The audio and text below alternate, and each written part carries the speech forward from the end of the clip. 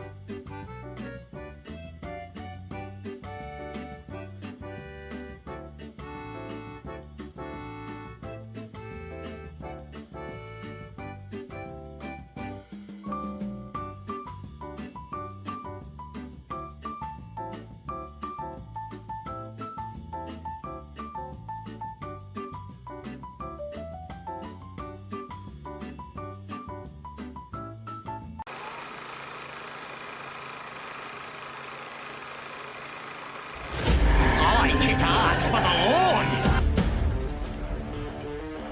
We're the Jezebels. That's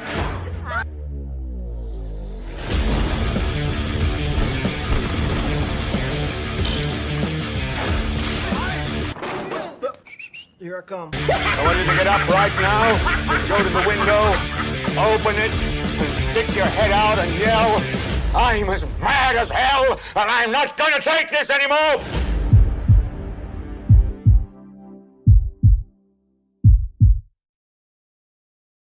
I really thought I could finish this burrito before the damn thing started up. Shoot!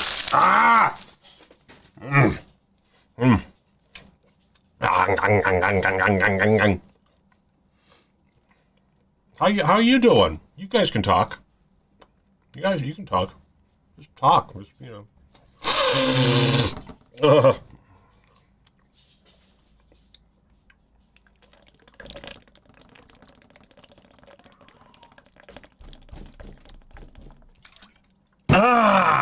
Boom, baby. All right. So, that was very loud input. Oh my God. What am I doing to your ears? So, we're just going to get this out. It's been a minute since we did a quadruple BN, so let's just get one thing out of the way. It's baby time, baby. Come here. Come here. Oh, he's coming in all by himself now. Oh. Don't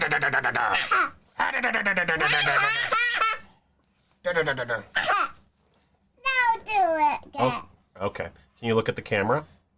Hi. Look at this little man. You have a fist bump?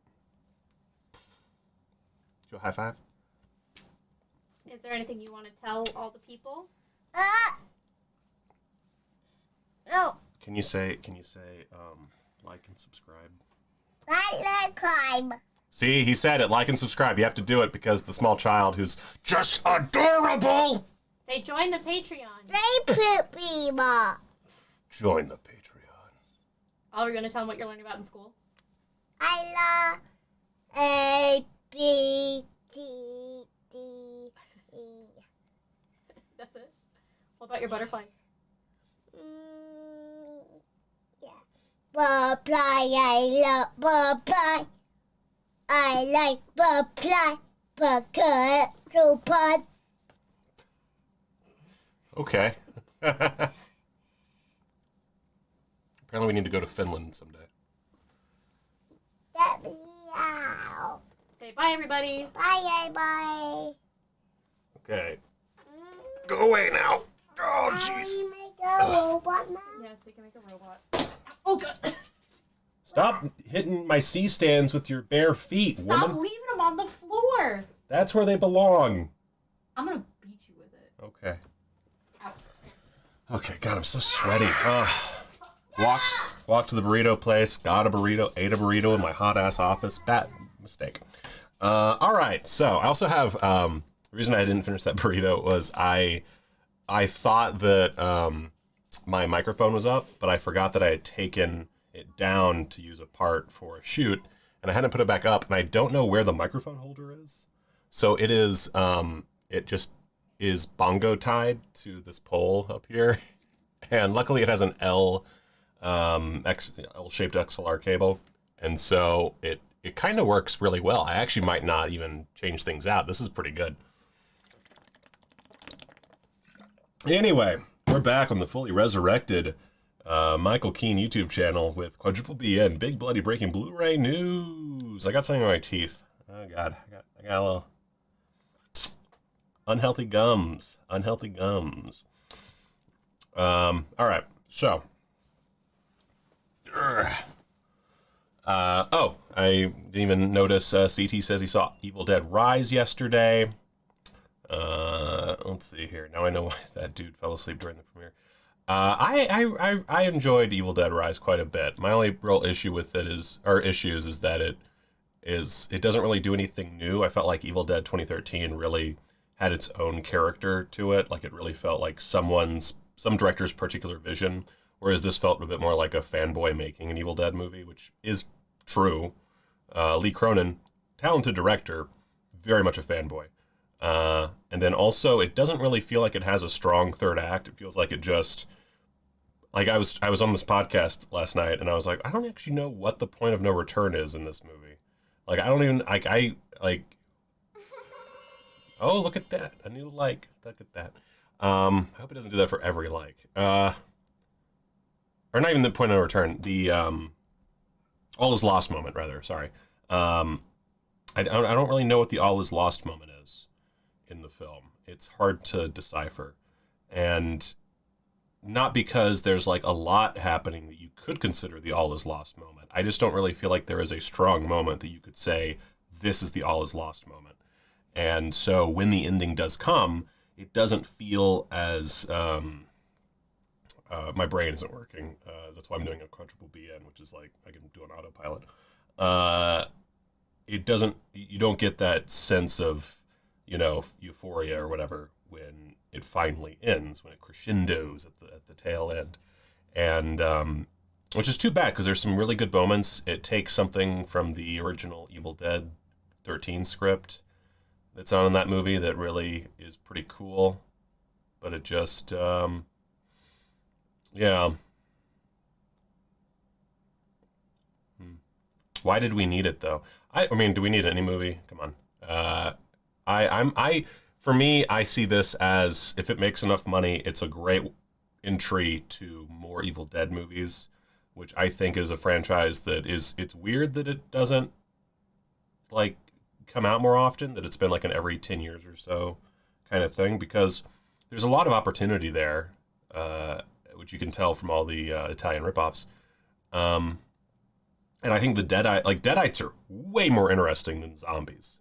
Like, Deadites versus zombies, Deadites all the way, every day, all day long. But the problem is, for an Evil Dead movie, you need it to really be a vision of its director, or writer, I guess, or writer-director in this case. It needs to have that particular, it needs a voice behind it, because the beauty of The Evil Dead isn't specifically the Deadites, not specifically the Cabin in the Woods thing, it's not even specifically Ash, it's that Sam Raimi and his team had a vision, and they did everything they could to put that vision on screen, and because they didn't have much of a budget, they were just fucking pulling out all the stops that they could, and utilizing their love of film to make it feel much more energetic than it would otherwise.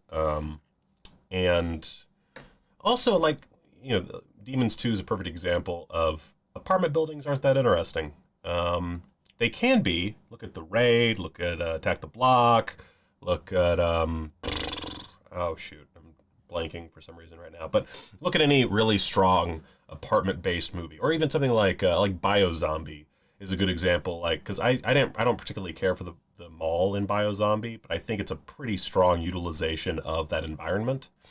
So yeah, I thought it was pretty good. Is it? I would say it's the worst Evil Dead movie, but it's still worth seeing in theaters, which I think is pretty good for any franchise. Oh, I love Dread so much. Oh man. Yeah, Dread's a perfect. Oh god, I wish I'd used that in my puzzle pieces last night. That would be perfect. Shit. Yeah, Dread's a great example of utilizing, because they basically, I think there's only like 5 minutes, maybe 10 minutes that are not in the apartment building, and the rest are locked in there. Minor spoilers for Evil Dead Rise, and then we'll get into the news. I didn't. The thing that I think really fucks up Evil Dead Rise. Sorry for the cursing, YouTube. I know you're very serious about this. Is they find a way to trap them on one floor in the apartment building, and it's not the entire apartment building. It's just this one hallway, and in the apartment itself. But by doing that, it really limits what you can do. And I'm not sure I understand even a budgetary reason for doing that. Like, it's not going to cost you that much to have, like, redecorate the same hallway set and, like, apartment sets to do multiple, it does. I don't get it. I don't understand why. And there's, like, a few things that are set up that I understand why, from a narrative perspective, they are dropped. But they're not utilized in such a way that they feel like anything more than kind of lost cause, like not lost causes, but missed opportunities. So yeah. Anyway, also there's no the main character's pregnant. There's no reason for her to be pregnant. Anyway, so I recommend seeing Evil Dead Rise. I think a lot of people will get a big kick out of it, but it is definitely the worst of that franchise. All right, so need some water. That's how you bring in people. Also, go to my Patreon and start becoming a patron. I'm about to do a lot of production-related stuff. And, yeah, go Patreon, link in the description. Shoo. The sound keeps changing. Let's see. If I just sit here and I don't move, does the sound change in to any great degree? Because it is a shotgun. Ace. Ace. Ace. Ace.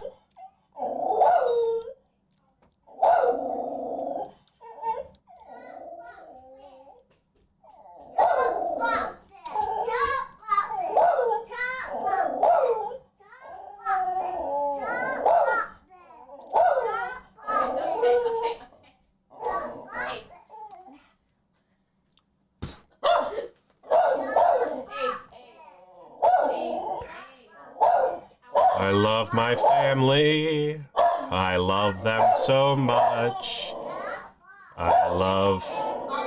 Let's see here. Maybe 2. Let's see. Do I have anything that I put on for some reason? No, you get out of the cat seat. Let's see. Neither of you are cats. Come on, Graham. Ace. Let's see. Do I have... I'm just going to get rid of anything. There we go. I'm going to get rid of all processing over there and just see... where is my audio input? I don't think I'm running anything else. Let's see. Oh, man. This is going swimmingly. Oh, I do have a gate on. You know what? I do have a gate. Let's get rid of that. Let's get rid of the limiter, too.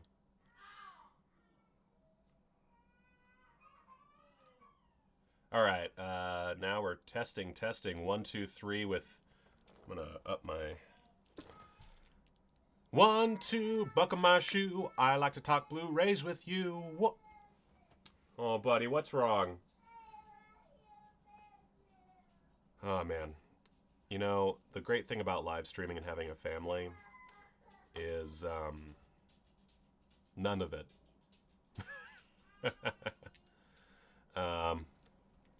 Man, I can't win with audio recently. I don't know what it is. Man, he is really upset. Is he okay? Okay. Kids. Okay, maybe it was the processing in Streamlabs that was doing it. Well, as long as y'all can hear me just fine, then we're good. Excuse me. All right, so let's just start off with Criterion just to get it out of the ducking way, you know. Doop doop ba doo doo doo doo doo doo doo doo doo doo. I am using the Rode. What is it called? The Rode. Yeah, the Rode. The mixer input thingamabob that Rode made. I am. All right, so.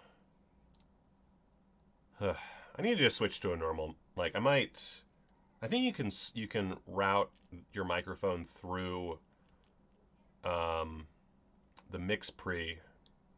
I might do that starting soon. I think that would be probably better, but I haven't done that before, so I'll have to play with that. Anyway, so, we've got 5 new releases coming in July.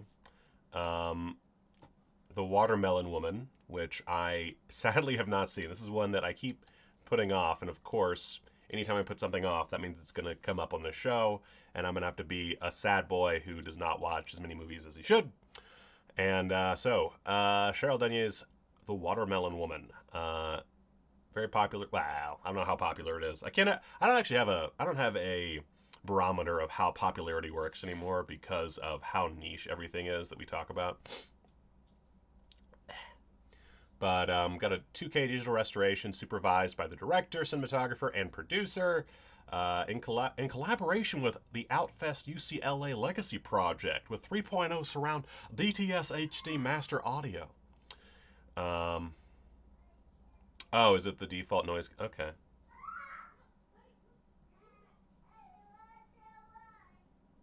He's very sad still. New interview with the director, new conversation between the director and artist-filmmaker Martine Sims, new conversation between the producer and filmmaker and film scholar Thomas Allen Harris, 6 early short films by the director, English subtitles for the deaf and hard of hearing, and an essay by critic Cassie DaCosta. So, as usual, not really much as far as what I look for in extras, but I do like that it has the 6 early short films, and like a conversation, like that, it really just depends on length and breadth. So, I'm pretty sure I watched the Lion Girl trailer. Didn't I? Did I do that on here? Am I crazy? Oh, that burrito's not hitting me right. Oh, God, I feel like shit now. All right. It's probably not safe. Okay, yeah. I think I watched. I guess I must have watched it afterward. I remember it being fucking wild as shit.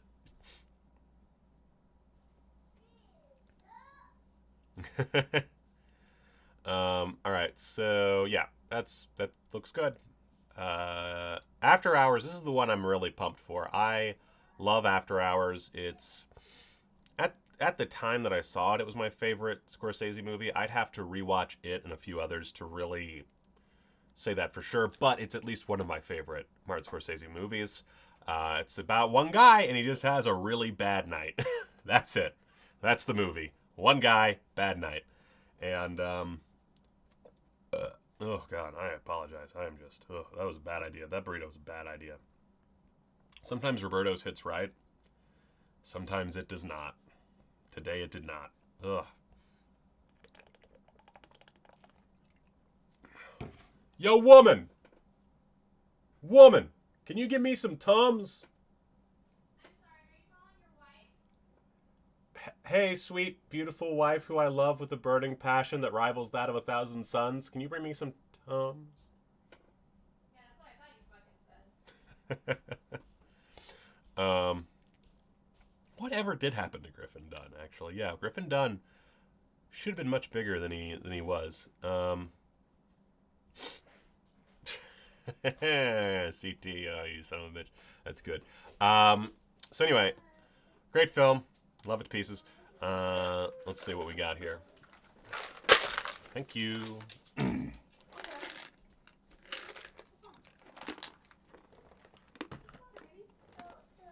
All right. So it's a 4K. That's awesome. Dolby Vision. New 4K digital restoration approved by Thelma Schoonmaker. Let's see here. So we got the 2004 audio commentary with Scorsese, Schoonmaker, and director of photography, Michael Ballhaus, and actor and producer Griffin Dunn, and producer Amy Robinson, with additional comments recorded in 2023. So it's an updated commentary. I haven't seen that before.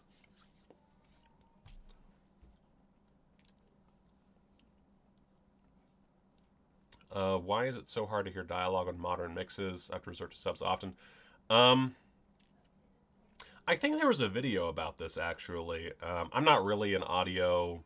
Like, I'm reasonably good with audio, but I'm not an audio expert by any means. But I think part of it... I think part of it's just that it's not mixed for home viewing as well, and it doesn't match up with the systems that we use at home. And it's, I believe, and I could be wrong about this. Actually, Cine Arcadia probably knows more than I do. But I think it might just be that when they're mixed, they are mixed for a theatrical or ideal experience or ideal setup. And most people don't have an ideal setup. And also, some of us are just old and need subtitles. Curious if you pre-ordered the StinkoVision TMNT Blu-ray. I did not. For two reasons. One, it's not something that's like imperative for me. And two, I'm so poor right now. I don't want to get too behind baseball, but I don't think I'm working for Vinegar Syndrome anymore. I could be wrong, but I don't think I am. And that was my big paycheck for the last, year, basically. So, yeah, I have my next big, almost certain job is going to be in either June or July, as far as, income coming in at a regular basis. So right now I am, fucked, is the best way to put it. Luckily, I have great patrons, and I've had at least one send me money that I did not earn at all to help me out. So there's other things, like we have a problem right now we have to deal with at home. That's just a home ownership issue that Casey's parents are going to pay for. So, I'm okay as far as managing to scrape by, but it's a definite just barely scraping by. So, anyway, I also need, oh my God, is the multi-stream work? I don't know. Anyway, so that would make sense because some films are clear. Yeah. Okay, yeah, it's a Hollywood trend of wide dynamic range for theatrical. So the sound effects and music will seem louder in comparison, and then they don't do a proper, a strong mix for home. Let's see here. I hope you get the Tox box. I would love to get the Tox box. Again, we'll see. I'm literally buying nothing right now. I have, like, even to the point that there's some things I could really use for work that are like small things, like $20. Not doing it. So, not the best time in the world. But,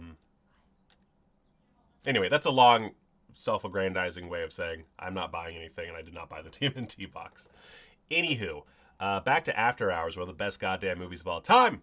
I love that this is an updated commentary. That's really fun. I don't know what all that entails. I have not listened to the original 2004 commentary, so I don't know.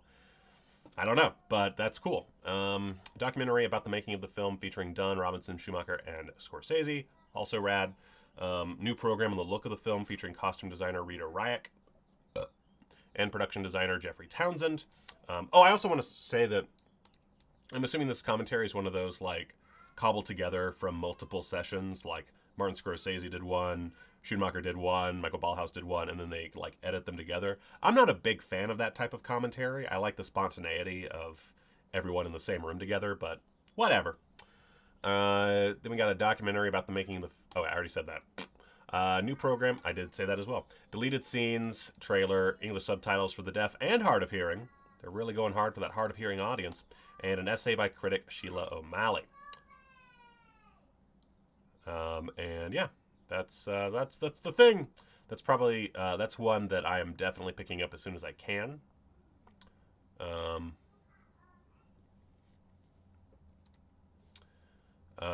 Luckily, I'm with the subtitle issue. I am old, so I use subtitles on everything. I actually was when we do our Thursday night thrashers over at Roger and Shannon's and we watch movies. We always have the subtitles on, and we watched Conquest this previous Thursday, and I forgot that I had a whole rant about this on this channel, but I forgot that the standard edition of Conquest does not have subtitles, which is fucked because it is really hard to understand a lot of that movie.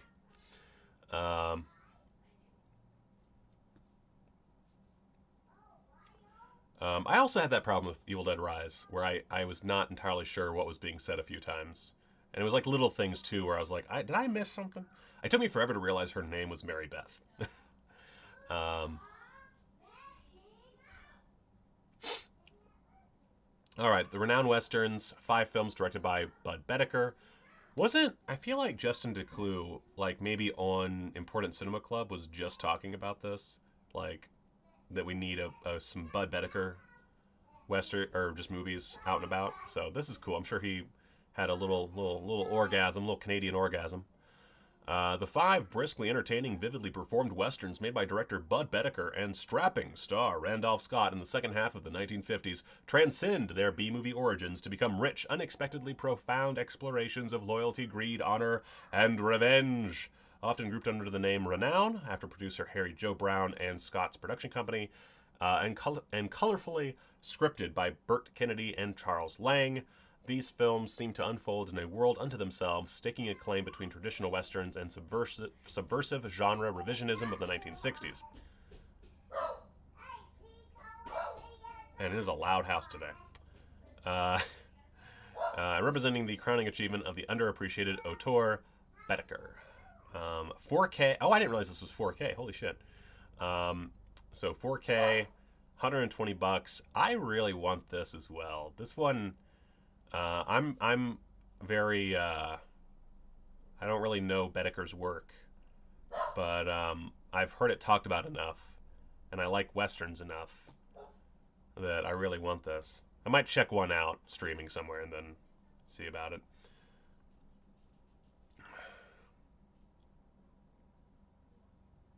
Ugh.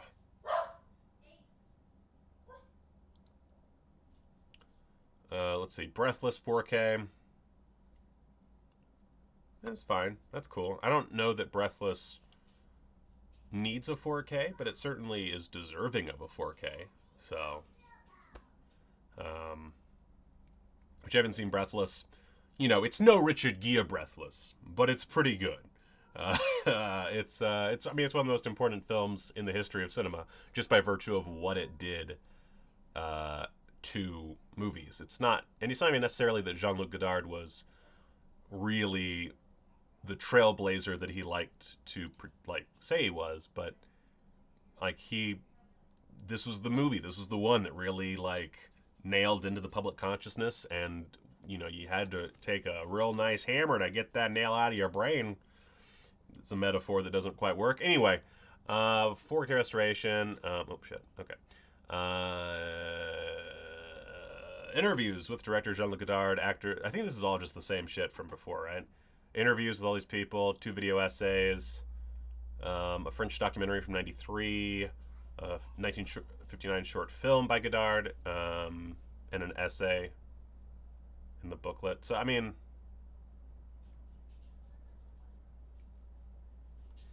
it's the old disc, but 4K.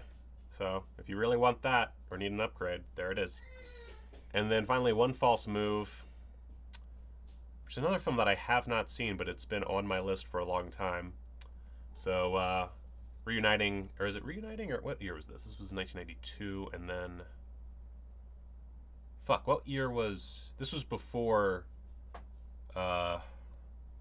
shoot.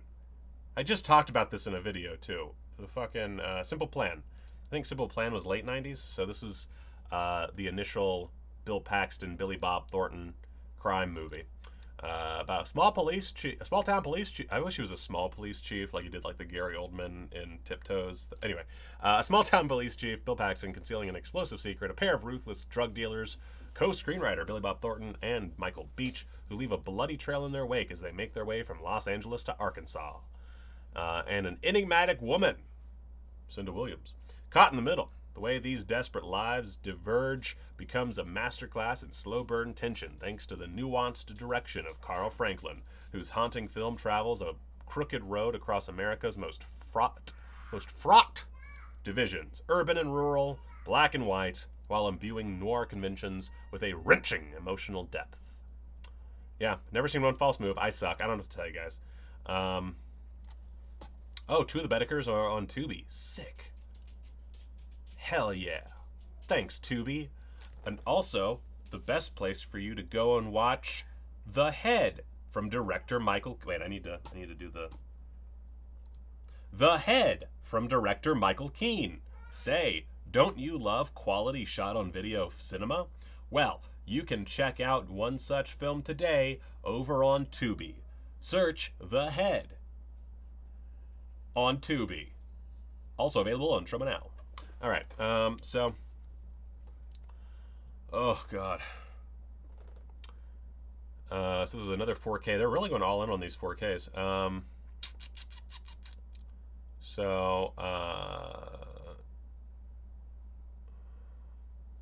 Audio commentary from 1999, featuring what's the first name? Carl Franklin. New conversation between Franklin and co-writer actor Billy Bob Thornton, trailer and English subtitles for deaf and hard of hearing, and an essay by author William Boyle. That's fine, I guess. I've heard enough great things about One False Move that I was kind of expecting more in this department, but it's Criterion. They don't need to go hard on extras. They just don't have to. They're Criterion. Twice a year they make $1 billion. All right, so that's Criterion. A pretty solid set. It's cool that One False Move has a 4K. Wish it was a little chunkier, but that's fine. And then 3 releases that definitely have my attention, 2 of which I'm almost certainly going to obtain at some point. So that's pretty good stuff. Quick thing, I don't really like Dark Force Entertainment, but they're doing a 4K release of Marina Sargenti's Mirror Mirror, starring Karen Black, who I recently watched in Some Guy Who Kills People, which is good film. I'd recommend that. And yeah, this one has this is the one that has like a couple sequels, right? I'm not crazy. Yeah.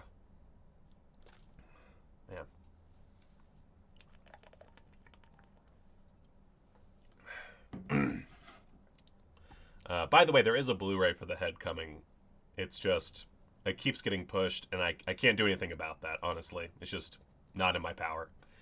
And I feel bad because I know I've been promising the Indiegogo folks a Blu-ray for now. I feel like years. So my apologies. So yeah, Mirror Mirror.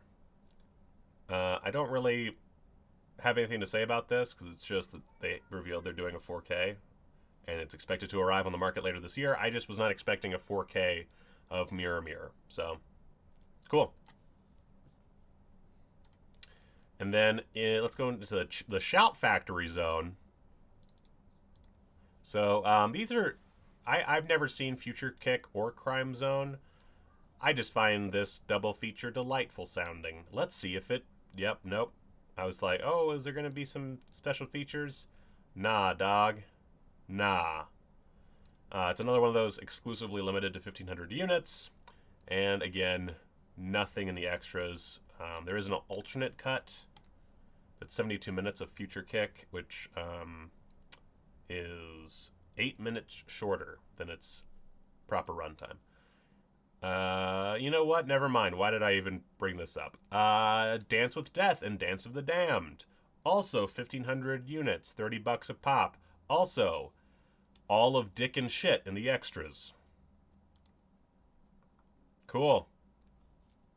Good job, guys. And then the People Under the Stairs, which is not loading for me, apparently. We're not... Uh-oh, I think my connection did its dumb thing again. Okay, so People Under the Stairs. Got a new 4K scan on this God damn it.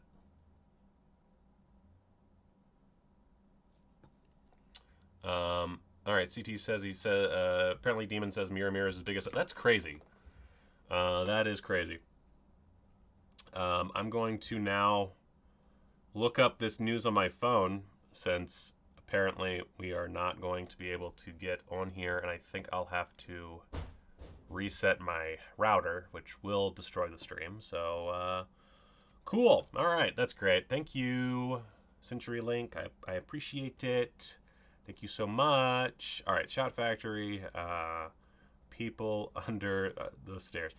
You know what? It wouldn't be one of my streams if something didn't go wrong. That's just the way it is. That is the way of the game right there. Let's see here. All right, so the 4K UHD. It's got a new 4K scan of the original Cameron. Oh, this comes out. Oh my God, I don't want to get off my fucking dick. Shout Factory, you fucking pop-ups. May 30th. And there is, of course, an exclusive 18 by 24 world poster featuring the original theatrical artwork. Available while supplies last. So it's a 4K scan of the OG camera negative.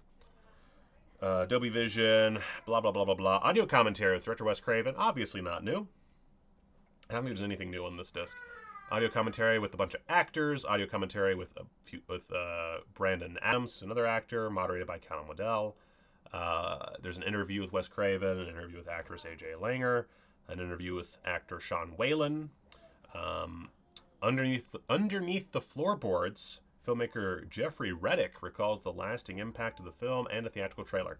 And then everything else is also on the DVD. I do appreciate that they put everything on the 4K as well as the Blu-ray, because that is annoying with a lot of releases. But yeah, it's just a bunch of shit ported over. $35. Decide if you want it, I guess. Hey, Lawrence. Aw, thanks, Stand in Silence. Oh, man. Now the Banana Man passed, who owns... I actually don't know. Oh, my internet's back. Boom. All right. So, yeah, what I just said, but for this. Cool, great. And then the one that actually has me the most intrigued, Skyline. This was brought up last night during the podcast recording. after Evil Dead Rise, another apartment-centered film, Skyline. A film that I honestly, like, is it a good movie? Debatable. Is it cool that it created a weird little franchise for Frank Grillo? Yeah, I'd say so. Does it need a 4K Blu-ray release? Probably not. But for $35 starting May 2nd, you can buy Skyline on 4K UHD with ported over extras and nothing else. Woo! Can I get an amen? I think this is cool. I actually really want to... Skyline is one of those movies that just has so much balls for what it does, even though it doesn't do it well. Because you have these two guys who are in effects, and they direct AVP Requiem, they get their paycheck, and they're like, okay, we made that piece of shit. Let's go crazy. Let's make our dream project. So they shoot this whole ass movie for like, I think 500 grand, something like that. Maybe two, like some small amount of money. Angel from Dexter's in there. And then, but they didn't have any special effects. And it's a special effects movie. And so they go to these companies and they're like, hey, put $10 million worth of CGI in here. Bada bing, bada boom. You got yourself a film. And that happened, and no one watched it. But it is there. It has an insane ending. An ending that you, like, I don't know who thought it was a good idea. It might have been, but either way, it's bananas. And, yeah. That's all I really got for you. Oh, yeah, Primal Rage. Which the thing about the Primal Rage release is, if my memory of the timeline is correct, they owned that before he passed. Because that's most Vinegar Syndrome titles. They're like, usually they get these titles like a year in advance or something close to that. That said, I don't know anything about that side of things, and yeah, I don't know that I'll ever have more information about any. Man, this is a depressing stream. I don't have a job, and I don't have money for movies, but I'm talking about all these movies that you can buy. What a great time to be alive. Anyway, Skyline. I think it's fun. Finally, the cover story for today is the Bruce Lee at Golden Harvest 4K Blu-ray from Arrow Video. So this is interesting. This is coming July 17th. And I don't think anyone needs the description of who the fuck Bruce Lee was. So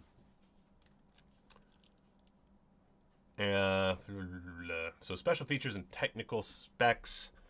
It does say, though, the definitive collection featuring fresh and straight up fresh. Did Skyline do it? Oh, I guess that makes sense that Skyline would do okay at the box office, because it cost nothing. That's fair. I don't know why I assumed it did poorly. That's a good point, Brian. Thank you. I would watch a Evil Dead on an airplane. Hell yeah. Definitive collection featuring fresh and exclusive 4K restorations by Arrow Video from the best available film materials, hours of brand new bonus features, and previously unreleased footage, including the extended Mandarin cut of The Big Boss, now 10 minutes longer than any version ever released on video worldwide. And the never-before-seen log fight from the original Game of Death shoot is the ultimate tribute to Bruce Lee's enduring legacy and fruitful collaboration with Golden Harvest. So here's... And actually, well, let's go through the whole special features. Then I'll go on my rant. Brand new 4K restorations of everything except for Game of Death 2, which has a 2K restoration. And then you've got WVision HDR presentations, a bunch of them. Blah, blah, blah.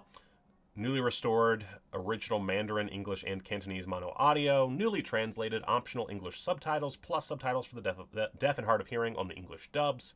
Multiple alternate cuts on most films, including the extended Mandarin cut of The Big Boss, English export cuts of The Big Boss and Fist of Fury, the Japanese cut of The Way of the Dragon, and Hong Kong cuts of Game of Death and Game of Death 2. Brand new feature commentaries by David Desser, Jonathan Clements, Frank Jang, and Michael Worth, Brandon Bentley, and Mike Leader. Return to Thailand, a new documentary by Matt Rutledge on the original locations for The Big Boss, newly uncovered deleted scenes from The Big Boss, plus a video essay by Bentley about scenes still missing, such as the saw in the head kill, Legend of the Dragon, a brand new 80-minute overview of Lee's career by film critic and historian Tony Raines, 2 new documentaries on Lee's fighting and working methods featuring interviews with a bunch of people, brand new interviews with a bunch of people, The Final Game of Death, a brand new feature-length video essay by Arrow Films on Lee's original vision for The Game of Death, featuring a new 2K restoration of the footage directed by Lee in 1972. Guys, if y'all ever need anyone to edit these or like pop on board, I know you have your editors and they're great, but fucking give me a call. 40th anniversary special edition Blu-ray of Enter the Dragon with archive extras, including The Curse of the Dragon, in his own words, backyard workout, and more. Archive featurettes, including The Hong Kong Connection, Bruce Lee Remembered, Legacy of the Dragon, Dragon Rising, and The Grandmaster and the Dragon. Comprehensive trailer and image galleries for each film. Limited edition packaging featuring newly commissioned artwork by Tony Stella. 200-page hardbound book featuring new writings by all these fucking people. 24 lobby card reproductions. 10 glossy photos of Lee in action. Reversible poster and vintage art, poster artwork, and much, much, much more! Hot diggity fuck. So, Bruce Lee. I know that I'm going to get flack for this. I'm not sure I care. And here's why. I will say, let me bring this back. If you've never bought Bruce Lee's films on physical media, this looks like the perfect collection to pick up. This looks like the end-all be-all. That Bruce Lee set from Criterion, forget about it. This is the best one as far as my just general observations. We'll probably get something similar from Vinegar Syndrome. Yeah.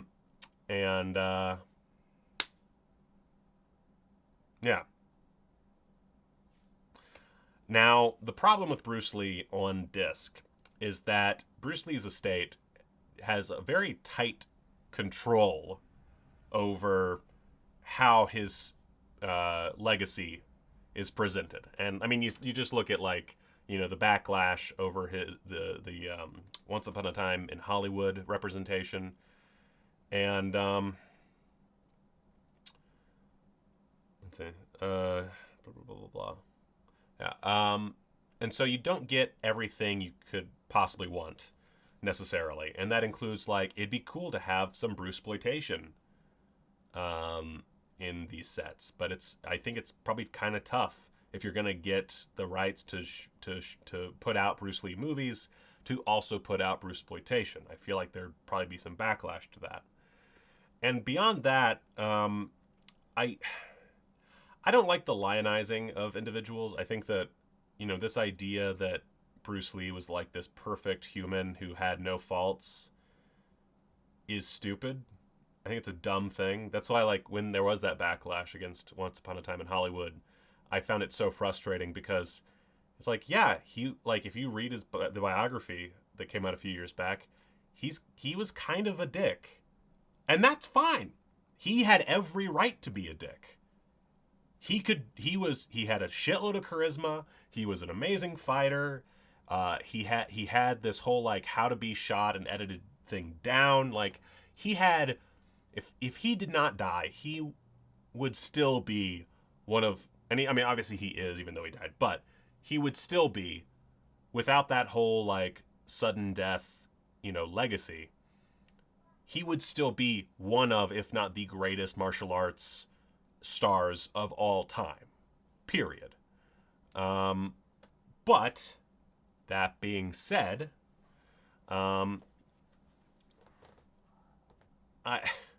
he was a dick. And also, and this is the part that I don't want to say it, he never really made any great movies. He had, like, him in his movies, amazing. Don't get me wrong. Like, aggressive amounts of talent. Enter the Dragon is probably his best film, and even it is really stupid and kind of all over the place.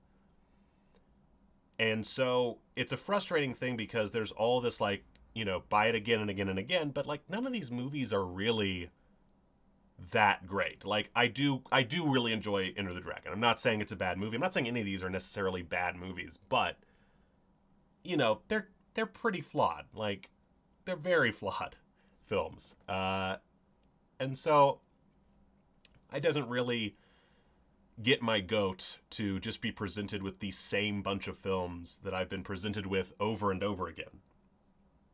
And what really frustrates me beyond all of that, and the thing that really is, and I think this is maybe his family, like the, one second. I think it might just be, you know, the Bruce Lee estate not allowing this, maybe, or maybe it's just materials. I don't know what the case is. I haven't done any research. But what about the movies he did before? Like, he had some, like, dramatic roles that he had as a child and teenager that I don't think have ever been released. And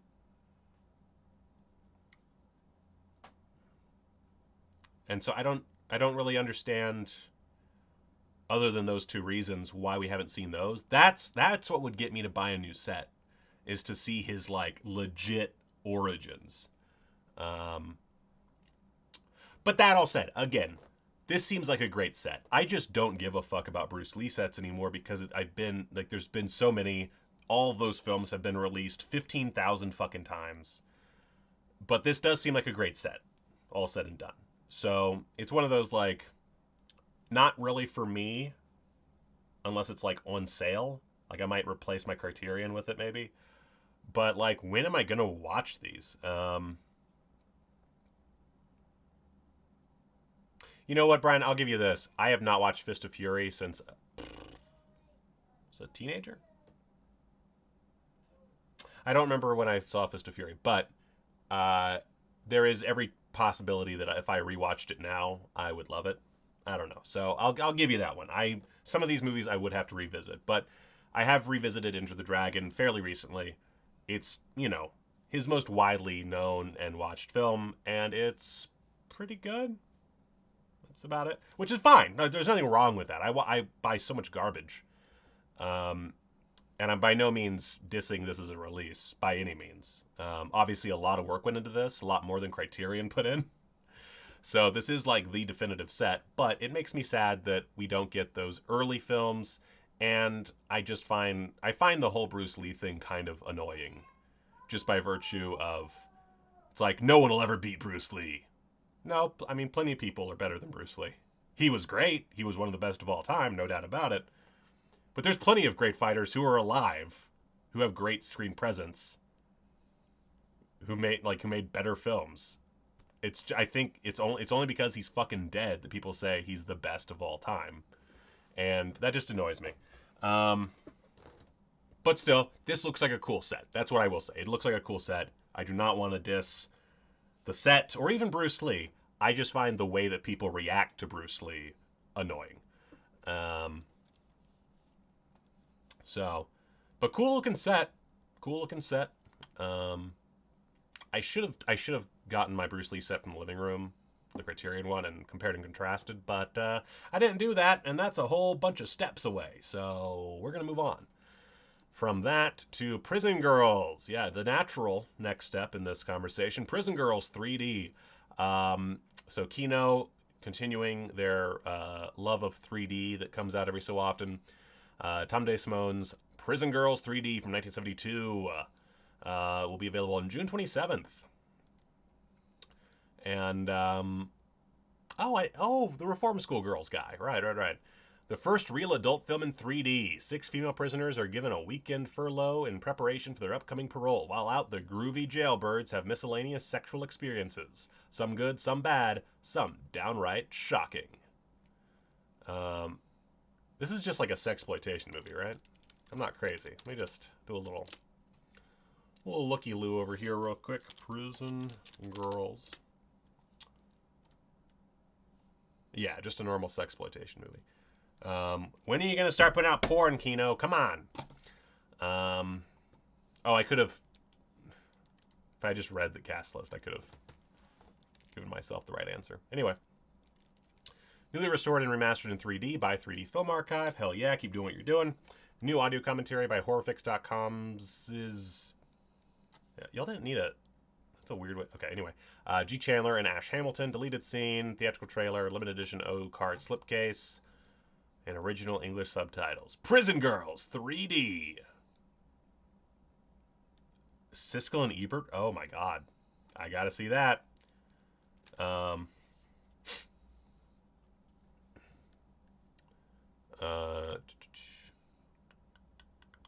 Oh, that was the other thing. Thank you, Brian. You said, I'm interested to see the picture quality, curious to see how much improvement there can actually be. That was the other thing that I completely forgot to mention, is they're not very good-looking movies. Like, ignoring the quality of the movie itself, like the direction, the writing, there's not really much to be upgraded at this point, right? Like, maybe I'm nuts, but... And obviously, like, any movie can be improved somewhat by 4K, but I don't really see this as something where you're like, oh yeah, the 4K presentation completely changed how I watch these Bruce Lee movies. They're all shot for cheap. They look, they look fine at but I guess, like, aspects of Enter the Dragon, I'm sure maybe will benefit, but I don't know. I just don't, like, even, like, the soundscapes are not anything to really write home about, so I don't really see the quality increase happening, but I'm very curious about Blu-ray.com's review of the 4K when it comes out, and to see, like, just if there is a big uptick and I'm just fucking wrong. Let's see.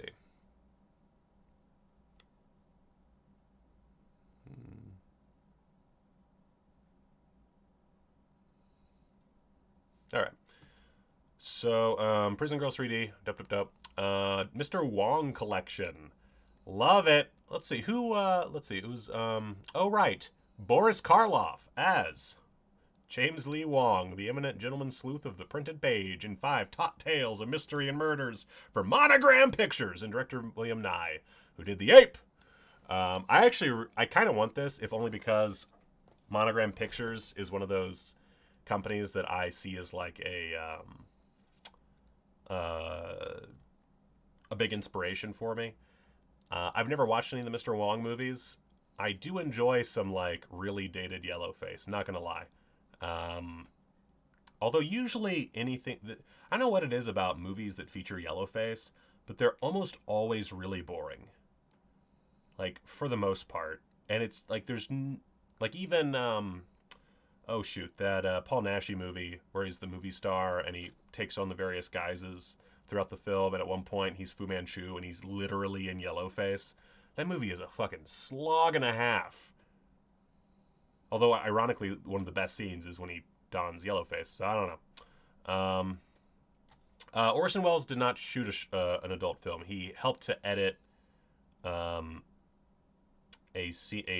believe Showers. Oh fuck, I can't remember the name of the movie, but Gary Graver and him were working on.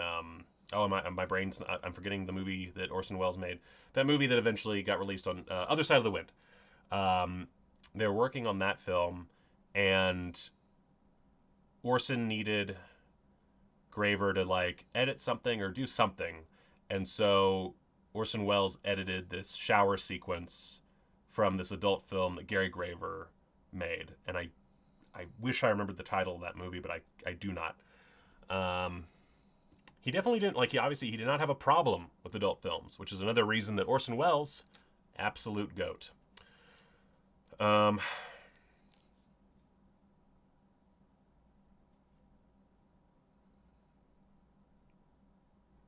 Oh yeah, no, Lee died of a heart defect, yeah.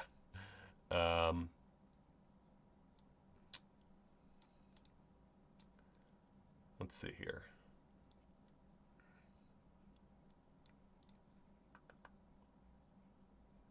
God damn, what am I looking at?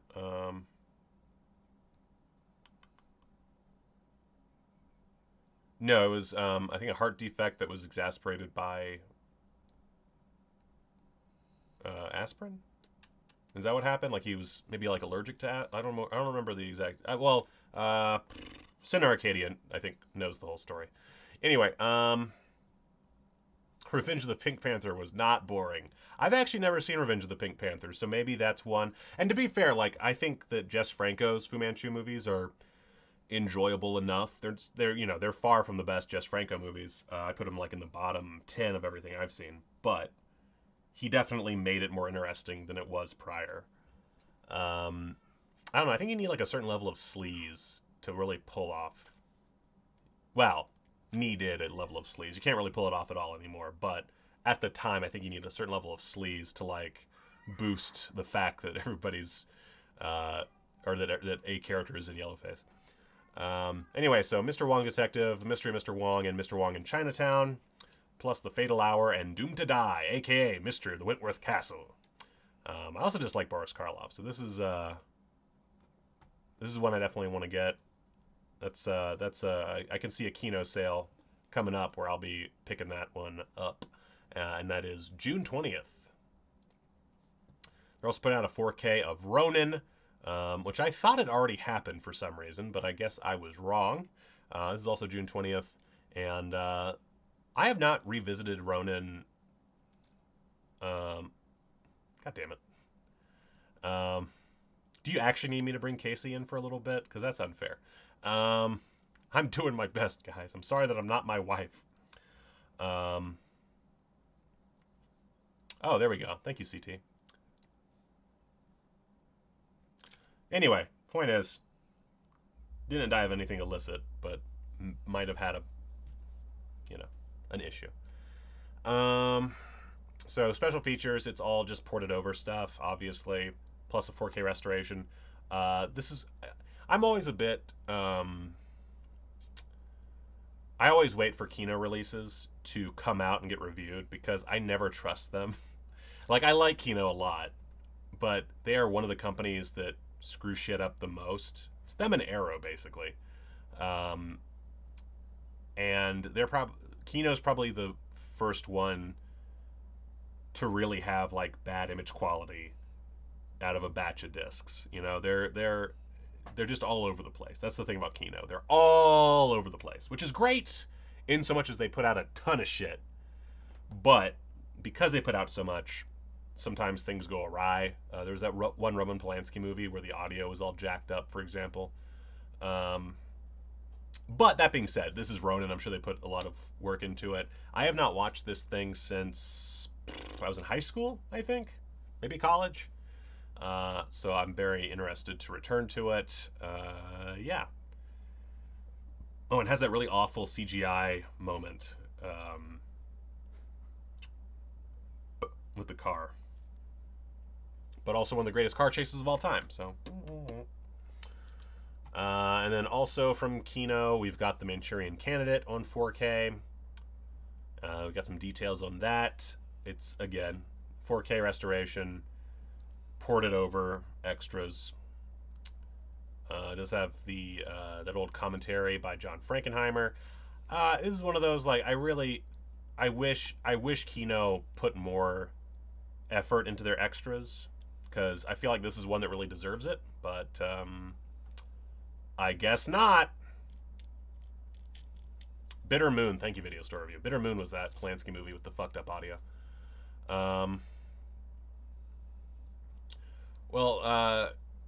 Silence, when we have an evening where we're both home, I will do another Casey-centric live stream. Just for you and just for you. Oh yeah, Shout does. Yeah, I buy so little from Shout that I always forget that they fuck things up.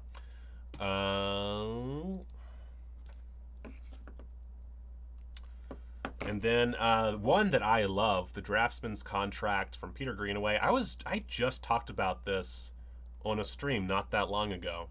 And here we go, from Zeitgeist Films. I know nothing about them. They're prepping a Blu-ray for June 13th. This is a great film. Great shit. Peter Greenaway, just one of those great artists. There's a commentary with video introduction by Peter Greenaway. 4 deleted scenes, behind-the-scenes footage, and on-set interviews. Interview with composer Michael Nyman, and a bunch of short films from Greenaway. So it looks like it's just new 4K restoration, completed by the BFI. So I'm willing to bet this is going to be pretty good. I think I'll buy this. Oh, and it's also through Kino Lorber. Okay. So you can buy that through Kino. Okay. Dope, dope, dope. Dope, dope, dope. Oh, was there a BFI release? Yep. There was an import that you could have bought. I could have bought.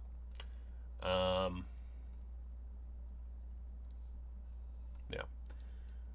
All right. Warner Archive announces May releases. Right. All right. I haven't bought from Warner Archive in an age. We've got King Solomon's Mines, which is intriguing. I think all of these are just new 4K restorations. All but a couple. I love that there's a 4K restoration of Hey There, It's Yogi Bear. I'm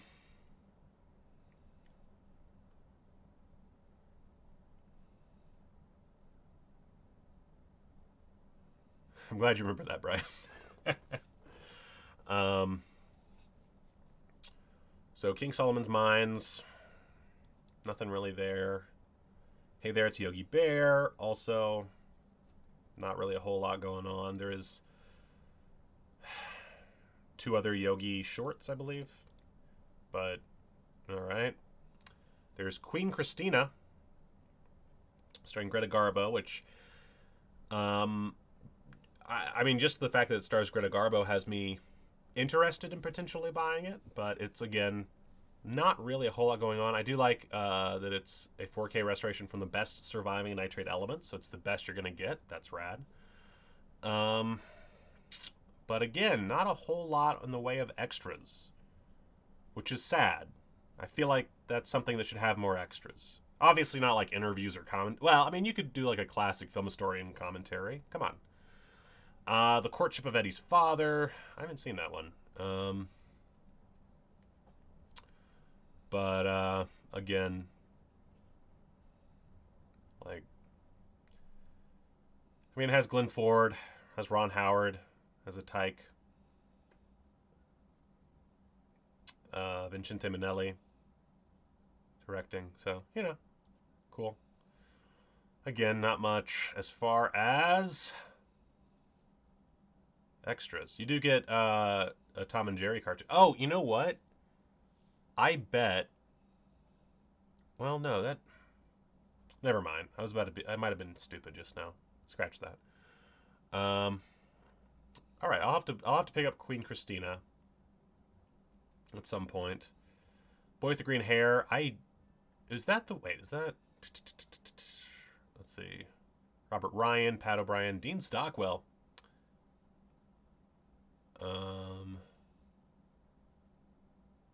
Yeah, I mean, a 4K restoration from original Technicolor negatives, that's rad as shit. But again, like, where's the extras here? There's just nothing. Clash by Night. We have no extras information yet. Border Incident, we have no information. Looney Tunes Collector's Choice Volume 1. I'm actually going to get to that right now. So, also May 30th. There's this Looney Tunes Collector's Choice. Here's the thing I would really like to see. They specifically say these are remastered and uncut, which means that I assume there's not going to be anything, there's not... These woke cancel culture warriors aren't going to... I don't even know how to do a parody of that. Anyway, that tells me that if there's anything offensive, it's going to be in there. I don't want a curated collection, really. What I would like is just a straightforward, like, from the first Looney Tunes short on collection. Just Volume 1, it's this year through this year. Volume 2, it's this year through that year. I want, like, just a complete collection, personally. But, whatever.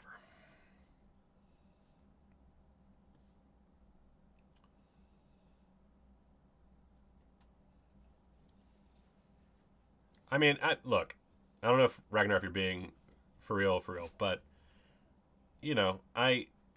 obviously the movie is the most important thing. I just find it strange when these companies put the effort into releasing these, like, classic films, and they have the power to get extras for them. Like, you can't tell me that Warner Archive can't afford quality extras. And I just want, like, you know, a little, the necessary effort. And it does not cost that much to get extras made.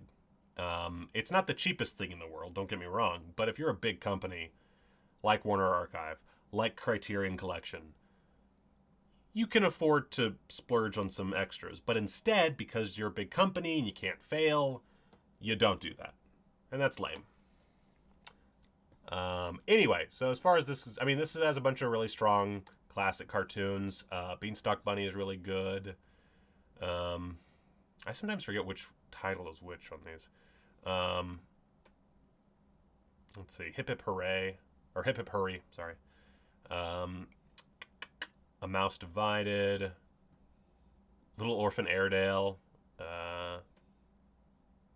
Two Gophers from Texas.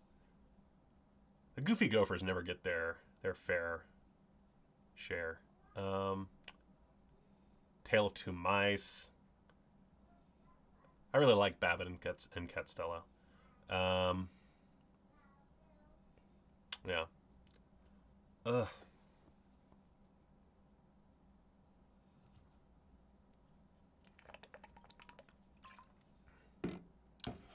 Yeah, I just, I feel like a Blu-ray, especially in this age of streaming, is a great way to have, like, this, like, ultimate edition, like, giving you not only the film in its best possible form, but also everything that creates context for it, a history. It's like a loving museum piece or something. I don't know. Yeah. Anyway, moving on. Katsuhiro Ishii collection Blu-ray from Third Window Films. I have not seen a single one of these movies, but the reason I included this is I saw this artwork. Let me see, can I get this bigger? Okay, not really, but okay. There we go. Like, oh my god, I need this, right? I need this. There's no reason for me not to get this. This looks amazing. This looks like 110% my shit. So, yeah, you've got Shark Skin Man and Peach Hip Girl, Promise of August, Party 7, Sorosoi, Hello Junichi, and Norioka Workshop. Most of these world Blu-ray debuts or world physical media debuts. You've got an interview with Katsuhiro Ishii. Got Shark Skin Man director commentary, video essay by Robert Edwards. For Party 7, you've got audio commentary by Arnie Vanima and Mike Leader, storyboard version of the film, making of, alternate ending, archival interview with Katsuhiro Ishii, original trailer and original teaser, and then nothing on these last three because I guess no one gives a shit. I'm sure they're just dumped to disc after being done for streaming. Certainly. But that's what, that's my annoyance, is it's like, show some respect, Thank you, Center Arcadia. Good night to you.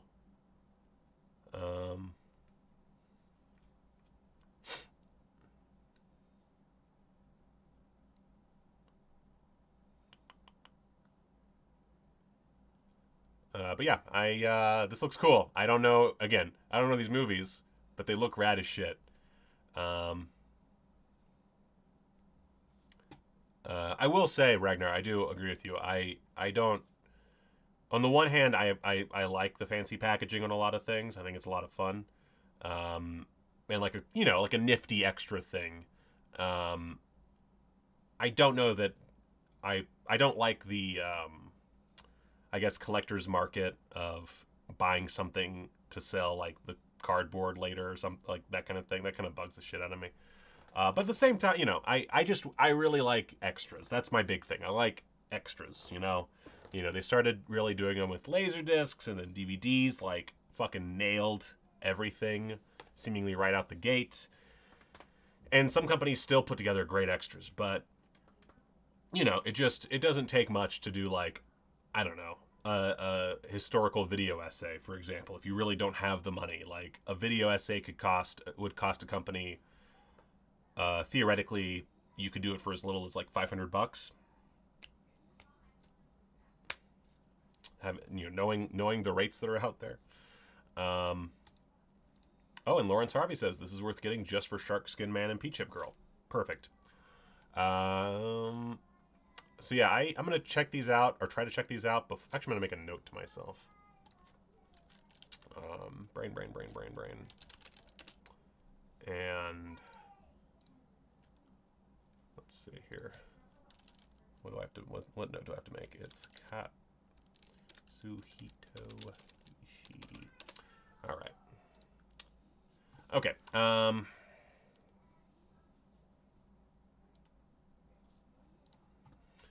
Also, yeah, like, I mean, I'm not that serious about getting physical media just to have a good copy of the movie, because, like, there are certain movies where streaming's fine. I don't need anything.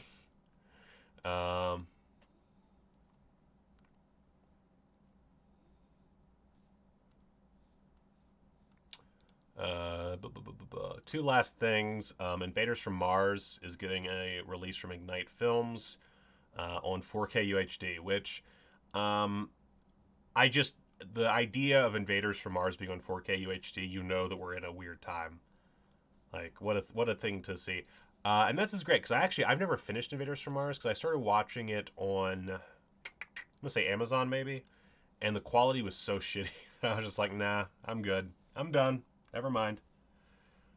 So I'm excited to see this. I don't think there's anything to physically look at yet, but it's going to be available on July 11th. So that's exciting. You got interviews, a bunch of people, featurette with acclaimed film directors, a bunch of them including John Landis and Joe Dante.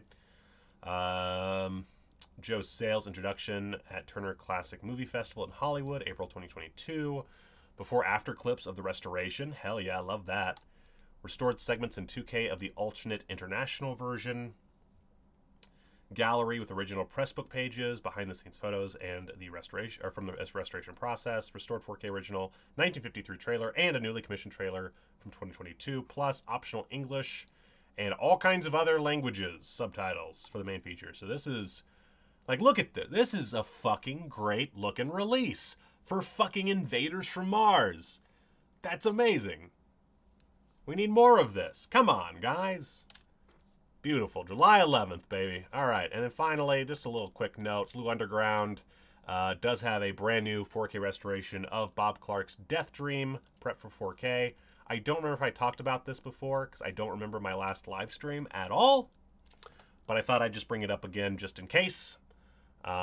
Because Death Dream is fucking rad. And you know what? Even though I own this on Blu-ray, I might have to get the 4K.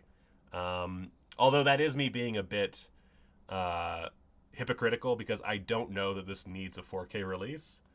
But still, I await the extras announcement. Probably nothing new, but be cool if there was. Possibly Bob Clark's best film.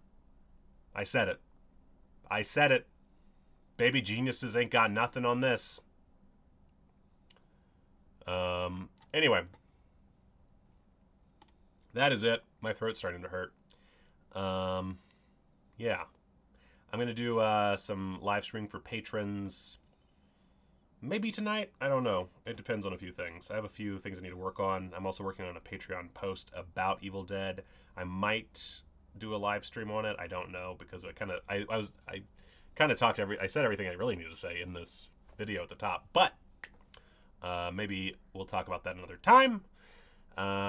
Although my Evil Dead Rise video that I did before about the influences did dick for numbers, so maybe not.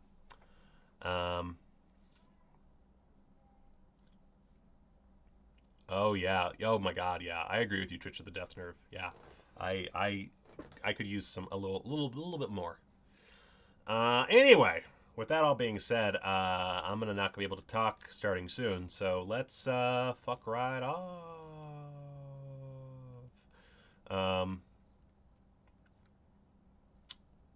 Yeah.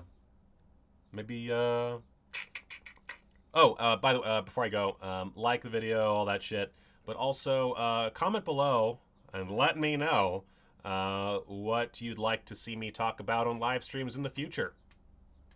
That's all I got. Anyway, bye. Go watch a movie. Ah.